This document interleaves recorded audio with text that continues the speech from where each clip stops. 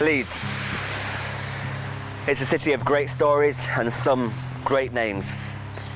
Names like Waterhouse and Bennett, like Tetley and Ramsden, like Lorimer and Bremner.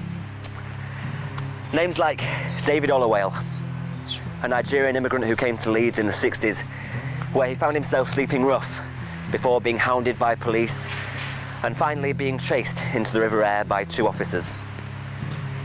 Names like Nat Valal Palmer, another homeless man who slept rough outside the DSS building in the 1990s, where he was murdered and where he had marks of noughts and crosses slashed across his left cheek using his very own nail clippers.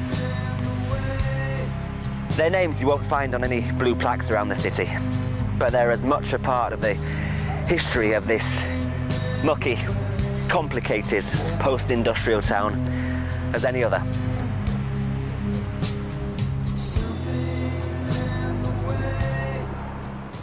One local charity dedicated to making the names of homeless people like those part of the story of Leeds is Simon on the Street.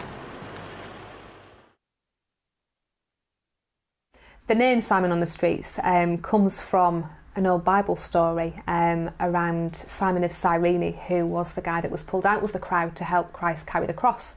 And the people that set up the organisation really liked the analogy that they were helping somebody to carry their burden when they needed it the most. The irony of that for me is that the organisation was set up with a very clear aim of being non-politically or religiously affiliated, and yet in the end we've carried the name Simon from obviously the Christian faith and taken that forward, even though we remain completely non-affiliated in any religious or political way. So our staff are literally out on the streets of Leeds, Bradford and Huddersfield most part of most days of the week, outreaching, engaging with people in their space on their terms.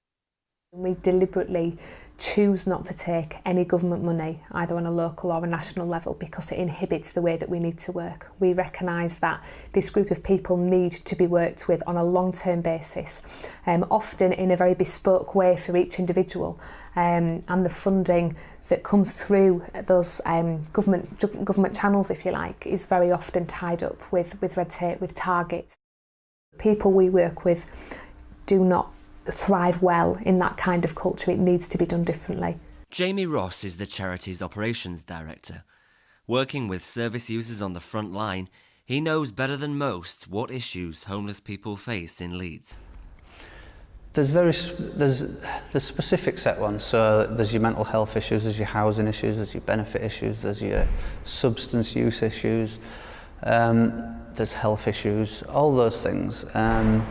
So we don't come up against any issue more than the other, because a lot of our guys struggle or suffer in some way, shape or form with all of those at one time or another. In reality, the people that we're working with are people with a range of unmet complex needs, and the common theme with everybody we work with in the region is that they have suffered some kind of significant trauma at some point in their life that they have not had the necessary coping skills or networks of support to be able to deal with, and hence the knock-on effect of that very often is substance use as a support mechanism, and then comes the kind of complications of mental illnesses, a disengagement from service provision that doesn't seem to work for them in the way they need it, and that obviously all begins to spiral out of control till what you're left with is a range of unmet need and inability to engage with services that are there. And if all of that's going on, the likelihood is that if you're not rough sleeping, you're certainly at risk of rough sleeping in and out of temporary accommodation. This week, the team is busy preparing for what it calls its ultimate sleep out. A group of over 24 people will gather in the grounds of Leeds Minster to see and feel what it's like to be sleeping rough in the city at night. I think people are always go into it with a realistic view of this is not going to be, well, we push that as well. We push the line that it isn't going to be like rough sleeping. It's not. We're not going to be able to recreate that. So I think people are realistic, but also realistic in the term that it isn't going to be easy, it isn't going to be comfortable, it is out of people's comfort zones. It's hard, I'm not going to lie, it's hard. I think what hits home more than anything is when you're in the middle of the night and it's dark and it's cold and you are on your own in your cardboard box with your thoughts, and the things that are going around in your head, that maybe the stories that you've heard from some of our previous service users early in the evening, that give you that real insight as to what their life is like, and the way that your senses react to things. You know, I found last year when we did the event at the Royal Armouries, I remember being laid there in the dark and realising that the sound I could hear was a sound that I couldn't identify. I wasn't sure if I could hear traffic or if I could hear running water. And actually it didn't really matter which it was, but it really got to me that I couldn't determine what it was, and I wasn't actually sure where it was around me. But all of your senses kick into overdrive because it's an unnatural place to be, and you kind of go into that self-protection mode. You will psychologically be lonely. You will be lonely because people will be trying to sleep, and there's always that awkwardness of, can I make any noise, can't I make any noise? So you just inevitably lie there with your own head and your own senses, and naturally your body will heighten your senses, the senses that are necessary. So your hearing will be massive. You'll hear a pin drop.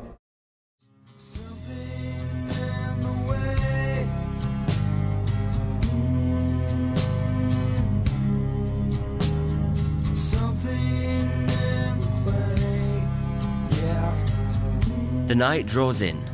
Helen and the team from Simon on the Streets welcome a warm and committed group of people who've persuaded friends and family to sponsor them to spend a night out sleeping rough. We arrive with our sleeping bags, our thermos, flasks of milky tea, and sheets of cardboard out of which we'll have to make our beds.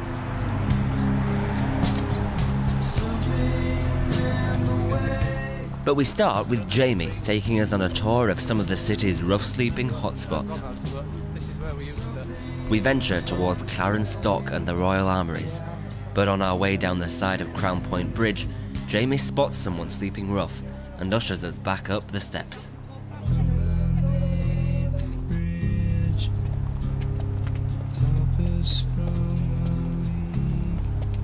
We move on, ending up at the tunnel that takes you from Brewery Wharf down to the Royal Armouries.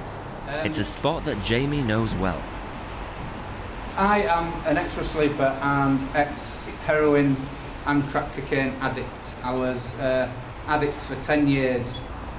I started using heroin when I was 15, and the reason that I believe I started to use heroin was because I used to go raving.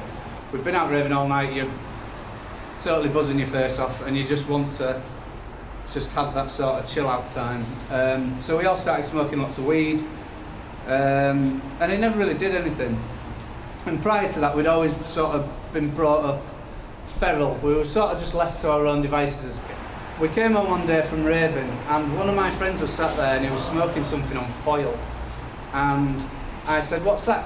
And he went, "Oh, it's gear." And he didn't really know what it was, to be perfectly frank with you. And we all had a few lines, and like, funnily enough, we all came down really lovely and felt warm and fuzzy and comfortable, which is something we've been looking for ages. Through the week, we'd just go, "Oh, let's all just get a bag on a Wednesday." So we all started smoking it on a Wednesday, and then we started smoking it on a Monday, and then we started smoking it on Tuesday and a Wednesday and a Thursday and a Friday and a Saturday and a Sunday, and the raving went out the window, and we used to just sit there and all get wasted. But unfortunately, I started doing quite badly at work, not really performing, and I say that because I was pretty much sat in a toilet smoking smack most of the time, and unfortunately I ended up getting sacked. Rumours had started that we was all on gear, so unfortunately my missus left me. It wasn't long before Jamie found himself on the streets of Leeds, looking for shelter and security in alleyways and tunnels like these. He had a certain charm that won him admirers when he started begging on Land's Lane. And I found that I had patter. I always have been a little bit of a cheeky guy, and I thought, right, so I started to beg in Leeds City Centre, and I found that I was really good at it. I'll take you back, and I said that I always blamed my heroin use on going out raving and wanting to come down.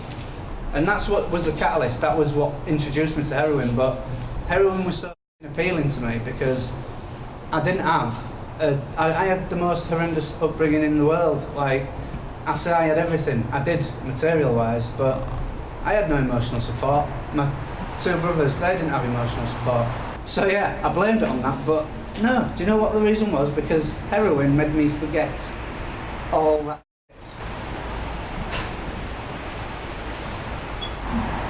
I never had aspirations. I don't have any really happy memories before, I'd say 10 years ago. And I'm sure there were some, but all I ever focused on for all my life was all the negative energy and the negative that I'd lived with. I thought to myself, right, what do you need in life? What do I need? And I thought, well, what I never really had, to be honest with you. And I wanted my 5 roots, and that's how I thought of it. If I get my 5 roots, I'll be able to grow a nice, sturdy, strong tree.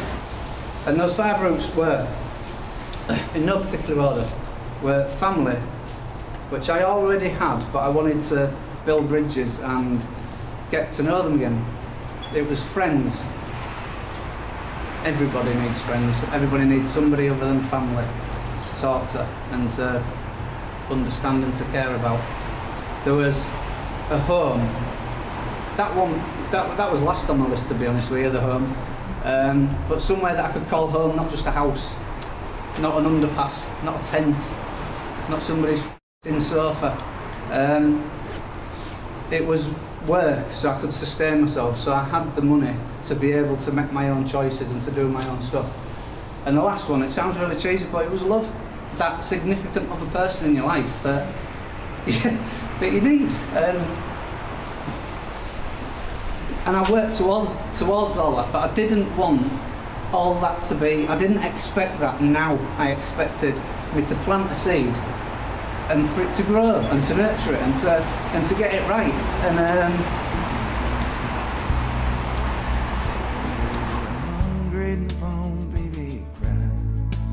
I didn't get the job because I was an ex-client. I got the job because I was the best person on the day and I won it on my own merit.